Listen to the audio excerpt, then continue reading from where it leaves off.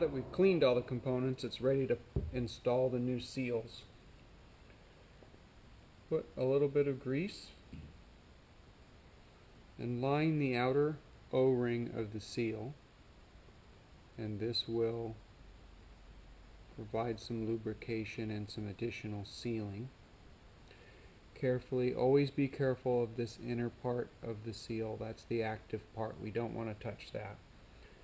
Install that in there. Using the number 4 tool, use a rolling orbital motion and gently place that in, and you'll feel it pop in. The O-rings will pop past the clip groove. Make sure you have your safety glasses on whenever you're using these clips. They can clip out and strike your eyes. Make sure you got your glasses on. Put that clip in, and using, again, kind of a rolling motion with your fingers, and then use the same number 4 tool, and you should hear a click. Visually inspect that that clip has clipped completely in the groove inside there. That retains the seal. Do the same thing on the other side.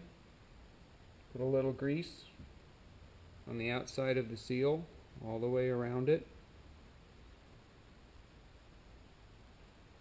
Try not to get any grease on the inside of the seal.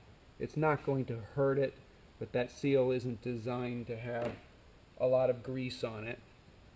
Again, using kind of an orbital motion, push that in and you'll feel it seat firmly. Take your second clip, again with a little orbital motion. Take your tool and you'll hear it snap in there. And again, visually make sure that the clip is fully engaged. So take your bearing spacer.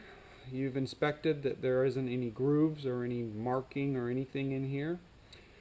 Now this is important. From the disc side, carefully mate it inside that seal and roll it and push it through the first seal only. Do not push it any further than that. With your number 3 tool, this is the tool that's going to force the seal in one direction and mate with that bearing spacer. So what this is going to do is push the lip of this seal that's closest to you, and it's going to mate with that, allowing you to push that all the way through.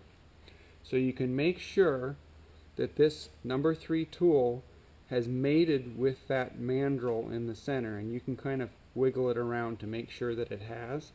Then using your opposite hand, you're going to push this assembly through. That way it doesn't damage that seal that's closest to us.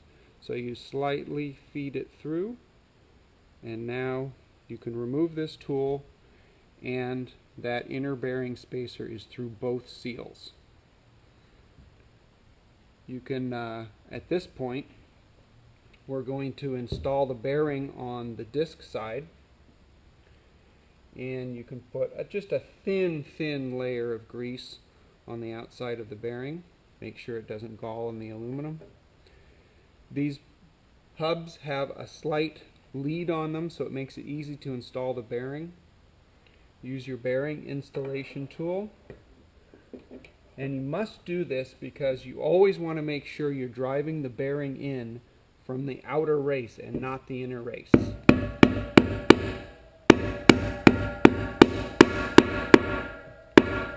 You know that that now has seated. On the other side now, put the bearing spacer cap in there, and it'll just ride up on that.